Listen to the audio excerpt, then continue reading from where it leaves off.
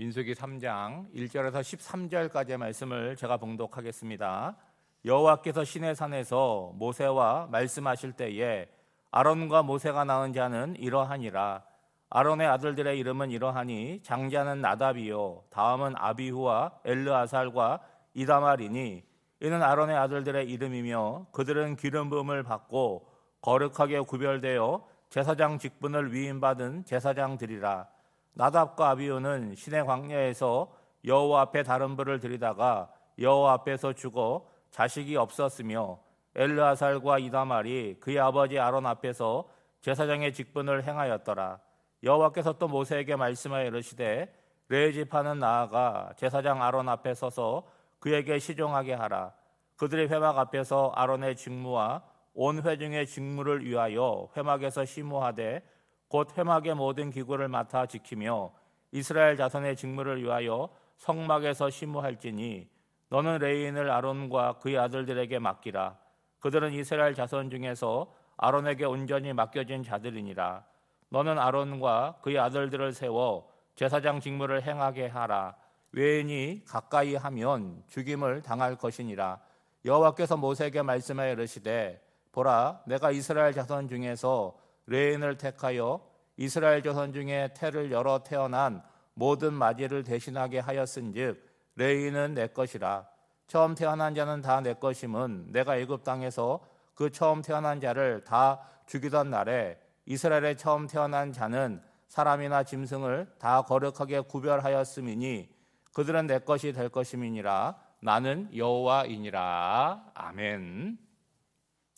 출애굽한 이스라엘 백성들에 대해서 인구조사를 실시했습니다. 20세 이상 전쟁에 나갈 만한 자들을 계수했는데 그 계수된 자들 가운데는 레위 지파는 빠졌어요. 레위 지파는 성막을 섬기는 다른 일을 맡기셨습니다. 오늘 본문 3장부터 4장에 이르는 내용은 그 레위인들에 대한 인구조사를 하고 그들의 직무에 대해서 말씀하시는 내용을 기록하고 있습니다. 이스라엘의 12지파는 야곱의 12아들이 12지파가 된 거죠. 그 가운데 레이는 레아의 세 번째 아들로 태어납니다.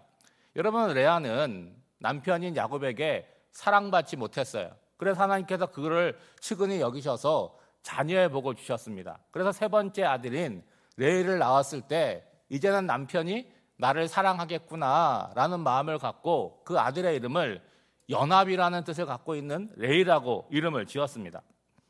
레이가 어떤 인물인지 보여주는 사건이 창세기에 나오는데 자신의 여동생 디나가 그 히위 족속의 족장인 하몰의 아들 세겜에게 욕을 보이게 되는 거죠. 그때 이 세겜이라는 그 추장의 아들이 이제 디나와 결혼하기를 원하는 거죠. 그래서 뭐라고 얘기를 하냐면 우리와 결혼을 하려면 우리와 같이 할례를 받아야 된다라고 속인 것입니다. 할례를 받고 가장 고통스러워하는 그 시간에 레이가 자기 형제 시므온과 함께 쳐들어가 가지고 그 사람들을 남자들을 다 죽이고 그 물건들을 약탈해 오는 사건이 일어나게 되는 거죠. 여러분, 야곱의 가문은 약한데 이런 일로 인해서 큰 위기를 맞이하게 된 것입니다. 시간이 한참 지나서 야곱이 이제 임종을 하게 될 때 12아들을 다 이렇게 축복하면서 기도하는 내용이 나오는데 그 기도의 내용을 보면 레이에 대해서 이렇게 기도를 합니다. 이렇게 기록되어 있어요. 시므온과 레이는 형제요. 그들의 칼은 폭력의 도구로다. 그들이 그들의 분노대로 사람을 죽이고 그들의 혈기대로 소의 발목 힘줄을 끊었음이로다. 그 노염이 혹독하니 저주를 받을 것이요 분기가 맹렬하니 저주를 받을 것이라. 내가 그들을 야곱 중에서 나누며 이스라엘 중에서 흩으리로다. 여러분, 축복했다고 얘기하고 있는데 이 내용을 보면 여러분 여기 축복의 내용일 수 없잖아요. 분명한 저주의 내용으로 기록되어 있습니다. 여러분, 야곱이 죽을 때까지 이 레이를 기억한 건 뭐예요? 폭력의 도구로서 기억을 했다는 거죠. 그러니까 히위 족속을 이렇게 잔인하게 속이고 죽인 것에 대해서 결과적으로 뭘 얘기한 거예요?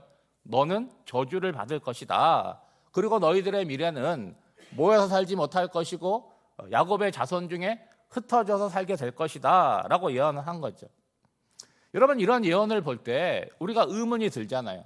이스라엘에 12지파가 있으면 12아들 가운데 왜 하필 잔인하고 폭력의 도구인 레위 지파를 거룩한 일에 구별하여 사용하였냐 하는 거죠. 물론 지금 이 광야에서 계수되고 있는 레위 지파는 레위의 한참 후손입니다.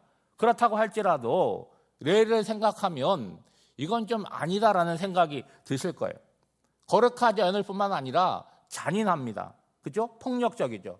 그리고 어떤 일이 있으면 그냥 넘어가지 않고 반드시 복수하고 자신의 이익을 도모합니다. 그러면 여러분 다른 선택이 있을까요? 다른 지파는 좀 나을까요? 다른 지파 가운데 레위 지파보다는 좀 나은 지파가 있을지는 모르겠지만 50보 100보겠죠. 그러니까 레위 지파를 선택한 거는 이 지파가 다른 지파보다 뭐 특출나거나 더 거룩하기나 그런 것이 아니에요. 하나님의 일방적인 선택이라고 하는 거죠. 오히려 바울의 표현을 빌리자면 죄가 있는 곳에 은혜가 넘친다. 뭐 그렇게 얘기할 수 있겠죠. 이 레위에게는 3명의 아들이 있었는데 게르손과 고핫과 무랄이라고 하는 아들이 있습니다. 이 3 아들 가운데 고핫의 자손을 통해서 모세와 아론이 태어납니다. 여러분 아시는 대로 모세는 이스라엘의 지도자가 되고 아론은 뭘 합니까? 이스라엘의 제사의 직분을 맡는 제사장이 되는 거죠. 2절 말씀해 보면 이 대제사장으로 부름받은 아론에게는 4명의 아들이 있었습니다. 나답과 아비우와 엘르아살과 이다말이라는 아들이 있었어요. 이들이 제사장이 되는데 이들 역시도 무슨 시험을 통과해서 제사장이 된 것이 아니잖아요. 아론의 아들로 태어났기 때문에, 레위 지파 아론의 아들로 태어났기 때문에 자연스럽게 이스라엘을 섬기는 제사장이 된 것이죠. 여러분 어떤 사람이 볼 때는 왜 아론의 지파에서만 제사장이 되냐, 우리는 할 수 없냐, 부럽다, 뭐 이렇게 얘기할 수 있지 않습니까?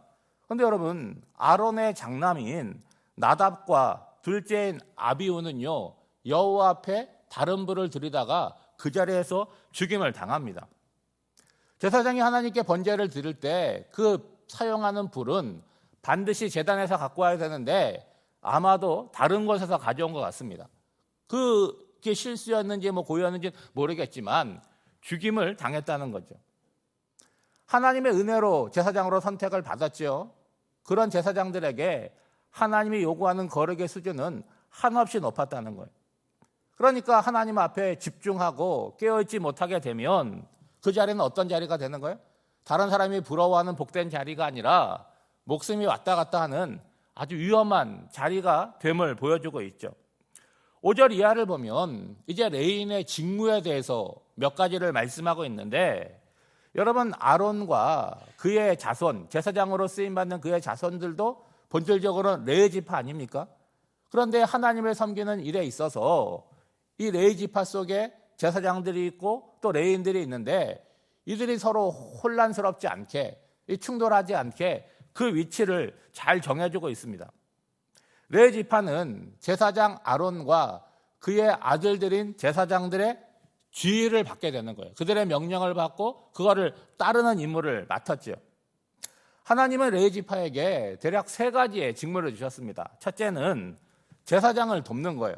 제사장을 어떻게 돕느냐 하면 여러분 우리 교회로 따지면 우리가 드리는 공예배가 있잖아요. 그렇죠? 그리고 교회에서 하는 어떤 행사들이 있을 거 아니겠습니까?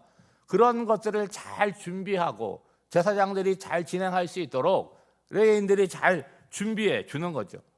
두 번째는 온 회중들을 섬기는 그런 직무를 수행한 거죠. 여러분 오늘로 따지면 성도들이 뭐 하는 거예요? 하나님 앞에 예배 드리고 여러 가지 교회 일들을 하게 됩니다. 그러면 이 성막을 섬길 때 있어서 일반 백성들이 성막에 가서 제사를 드리고 예물을 봉헌한다고 할 때 레위 지파가 그들을 잘 안내하고 실수하지 않고 잘 섬길 수 있도록 도와주는 역할을 했다는 거죠. 세 번째는 성막을 관리하는 일인 거죠. 여러분 광야를 지나갈 때는 아마 이 직무가 가장 중요했을 것 같고 가장 무거웠을 것 같습니다. 그러니까 성막에 관련된 모든 일들을 어떻게 하는 거예요? 철저하게 하는 거죠. 예를 들면 성막을 청소하는 거예요. 성막의 모든 물건들을 관리하고 보수하겠죠. 그리고 이동할 때는 성막을 분해해가지고 챙겨서 지고 가고 가야 되는 거예요. 또 어떤 장소에 가면 다시 성막을 조립하고 또 세워가는 그런 일들을 한 거예요. 여러분, 회중들이 볼 때는 일상의 모든 일들이 자연스럽게 돌아갑니다. 성막에 가서 하나님을 뵙고 제사를 드리고 예물을 봉헌하고 다 돌아가요. 근데 이런 일들이 어떻게 잘 돌아가게 되느냐? 눈에 보이지 않는 레위 지파가 밤낮으로 수고함으로 이루어진다라고 하는 거죠. 오늘 교회도 마찬가지잖아요. 대부분의 성도들은 그냥 교회에 오면은 그냥 예배 드리고 또 가요. 여러분, 그렇지만 눈에 보이지 않는 곳에서 수고하고 헌신하는 분들이 있다는 거예요. 그러니까 오늘날의 레위 지파는 따로 구별된 사람들이 아닙니다. 하나님께서 어떤 직무를 주시고 책임을 주셨는데 그것을 정성스럽게 잘 감당하는 사람이 오늘날의 레위인의 역할을 하고 있다고 볼 수 있겠죠. 그리고 12절과 13절 말씀에 보면 하나님께서 이스라엘 백성 중에서 레위인을 택하신 이유에 대해서 말씀하고 있는데 그 이유는 이스라엘의 모든 장자, 마다들을 대신하기 위함이라고 말씀하고 있어요. 이것을 얘기하려면 어디로 거슬러 올라가야 돼요? 출애굽하던 그 밤으로 거슬러 올라가야 됩니다. 애굽에 내린 10가지 재앙 가운데 마지막 재앙은 그 애굽에 태어난 모든 처음 난 것들, 사람이든 짐승이든 다 죽는 재앙이었어요. 그렇지만 이스라엘 백성들에게는 미리 방지하는 방법을 알려줬잖아요. 어린 양을 잡아서 그 피를 임방과 문설주에 바르면 죽음의 신이 넘어간다는 거예요. 그 넘어간다는 표현이 유월이라는 뜻이잖아요. 패스오버. 그래서 이스라엘 백성들에게 있어서는 모든 장자들, 처음 난 것들이 다 생존하게 됩니다. 그것에 대해서 하나님은 뭐라고 말씀하시냐면 나를 위해서 처음 난 것들을 구별했다는 거예요. 여러분, 이 구별했다는 이 단어가 히브리어로 카도시라고 하는 단어입니다. 그게 거룩이라고 하는 단어예요. 그러므로 이스라엘의 가장 처음 태어난 것, 그게 사람이든 짐승이든 누구의 것이라는 거예요? 하나님의 것이라는 거예요. 나를 위해서 따로 구별했기 때문에 내 것이라고 말씀하고 있는 거죠. 여러분, 레위 지파를 생각해 보면 한때는 아버지로부터 저주를 받았습니다. 그렇지만 하나님께서 그들을 거룩한 일에 따로 구별하여서 쓰임 받았어요. 그러면 하나님이 어떤 분이신지를 우리가 생각해 볼 수 있지 않겠습니까? 오늘 죄인된 우리들에게도 하나님은 항상 새로운 기회를 허락해 주신다는 거예요. 그러면 그 기회를 얻은 우리들이 어떻게 살아야 되느냐 하는 질문이 되겠죠. 과거와 같은 삶이 아니라 오늘 새롭게 주어진 이 삶에 대해서 레위 지파와 같이 거룩한 반응, 충성스러운 반응, 헌신하는 반응으로 나타나야 될 것입니다. 오늘 한 날도 우리가 하나님의 부르심 앞에 있다는 것을 기억하며 반듯하게 하나님의 자녀로 살아가는 저와 여러분이 되시기를 주님의 이름으로 축복합니다. 기도하겠습니다. 하나님 아버지, 세상은 죄인으로 낙인이 찍히면 회복하기가 어렵습니다. 그러나 주님은 우리의 죄를 십자가에서 대속하시고 새로운 기회를 주시고 우리의 삶을 기대하고 계십니다. 우리를 붙들고 있는 과거를 끊어내고 오늘 주님과 함께 믿음의 길을 올곧게 걸어가게 하옵소서.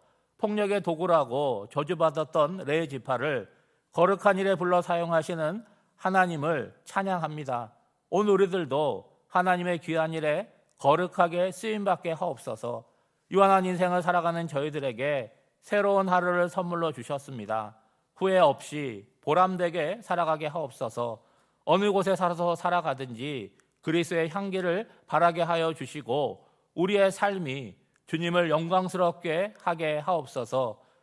이 새벽 주의 전에 나와 기도하는 귀한 주의 백성들이 있사오니 겸손하게 주님을 바라보며 기도할 때에 이곳에 임재하시는 성령님의 음성을 들을 수 있도록 주님 인도하여 주시옵소서. 어지럽고 혼란한 이 나라를 주님 긍휼히 여겨주시고 치유하고 회복하여 주시고 새로운 길로 나아갈 수 있도록 은혜를 내려 주시옵소서. 오늘 한 날도 각자의 삶의 자리에 살아가는 성도들의 발걸음을 눈동자같이 지켜주시고 보여주실 줄 믿사오며 이 모든 간구를 예수님의 이름으로 기도하옵나이다. 아멘.